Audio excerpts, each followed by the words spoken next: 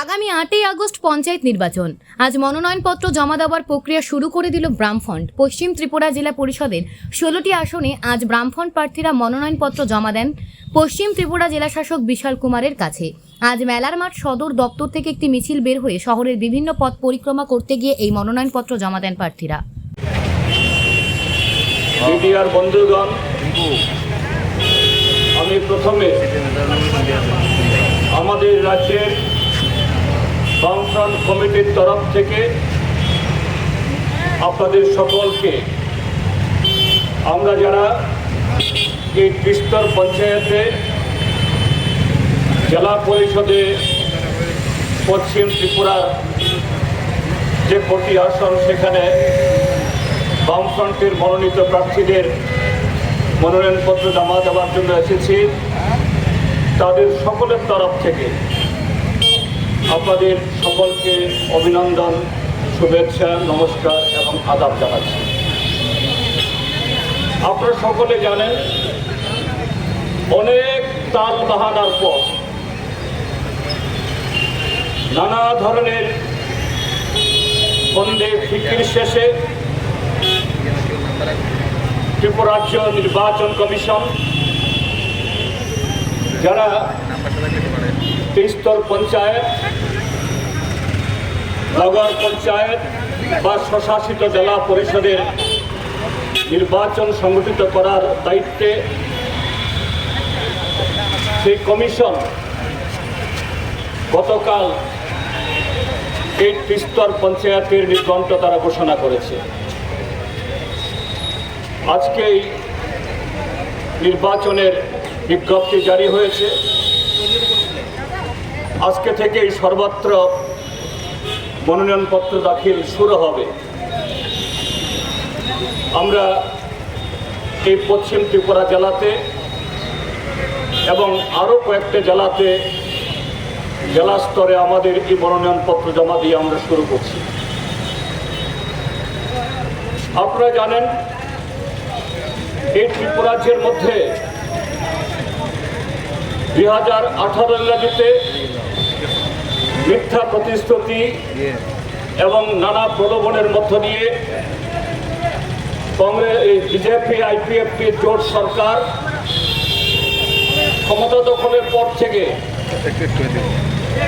এই রাজ্যে কোনো গণতান্ত্রিক পরিবেশ নেই।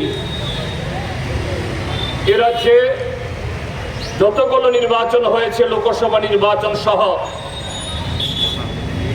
সবকটি নির্বাচনকে প্রহসনে পরিণত করা হয়েছে। একেবারে সদ্য সমাপ্ত লোকসভার সাধারণ নির্বাচন এবং রামনগর বিধানসভা কেন্দ্রের উপনির্বাচন সহ সেই জায়গায় এই ত্রিস্তর পঞ্চায়েত নির্বাচন সেখানে হতে যাচ্ছে। আপনারা দেখেছেন, আমরা বারে বারে রাজ্য নির্বাচন কমিশনের কাছে যাতে সুস্থ, ভয়মুক্ত পরিবেশে অবাধে নির্বাচন সংগঠিত হয়, তার জন্য বারে বারে আমাদের দাবি আমরা তুলেছি। অন্যান্য গণতান্ত্রিক শক্তির তরফ থেকেও, কিন্তু রাজ্য নির্বাচন কমিশন বা রাজ্য সরকার তাদের ভূমিকা দায় ছাড়া কিছু পদক্ষেপ গ্রহণ করা ছাড়া বিগত 6 বছরে যে কারচুপি গণতন্ত্র হত্যার ঘটনাগুলি ঘটেছে, তা থেকে এই নির্বাচনকে, আসন্ন নির্বাচনকে মুক্ত করার জন্য সেরকম আশ্বাস তারা এখনো দিতে পারেননি। কিন্তু আমরা বামপন্থীরা আমাদের দেশের সংবিধান এবং গণতান্ত্রিক অধিকার সমস্ত নাগরিকদের জন্য আমরা সুনিশ্চিত করতে চাই। সেই জায়গায় এই ত্রিস্তর পঞ্চায়েতের ভোট, গ্রামের ভোট, এ রাজ্যের 80% মানুষ বসবাস করেন গ্রামাঞ্চলে। এ রাজ্যের অর্থনীতি সেই সংখ্যাগরিষ্ঠ মানুষ তথা গ্রামের মানুষের উপর নির্ভরশীল। কৃষির উপরে ভিত্তি করে ত্রিপুরা রাজ্যের 70% মানুষ বা তার উপরে তাদের জীবন জীবিকা নির্বাহ হয়। কাজের সেদিক থেকে এই কৃষ্ণ নির্বাচন শুধুমাত্র গ্রামগুলোর জন্য না, এ রাজ্যের সার্বিক বিকাশে 40 লক্ষ মানুষের জন্য অত্যন্ত গুরুত্বপূর্ণ, অত্যন্ত জরুরি। গত 6 বছরে আপনারা দেখেছেন, প্রথম 1 বছর বিজেপি জোট সরকার ক্ষমতাসীন হওয়ার পর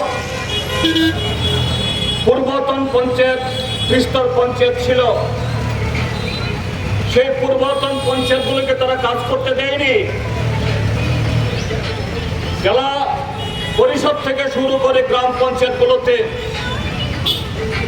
জবরদস্তি করে, দৈহিক আক্রমণ করে, বাড়িঘর জ্বালিয়ে বহু সদস্যদেরকে পদত্যাগ করতে বাধ্য করিয়ে তারা ক্ষমতা দখল করে নিয়েছিল। নগর সহ কয়েকটা নগর বাদ দিলে, এই আগরতলা মিউনিসিপাল কর্পোরেশনকে বাদ দিলে, তারপর 2019 ইংরাজি যে নির্বাচন হয়েছে,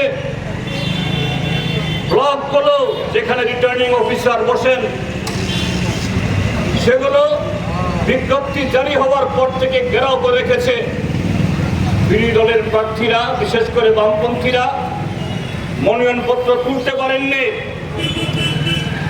96% বেশি আসনে তারা জবরদস্তি করে অন্য কোনো দলকে, অন্য কোনো প্রার্থীকে নির্বাচনে প্রতিদ্বন্দ্বিতা করার সুযোগ না দিয়ে এরা সম্পূর্ণ দখল করে নেয়।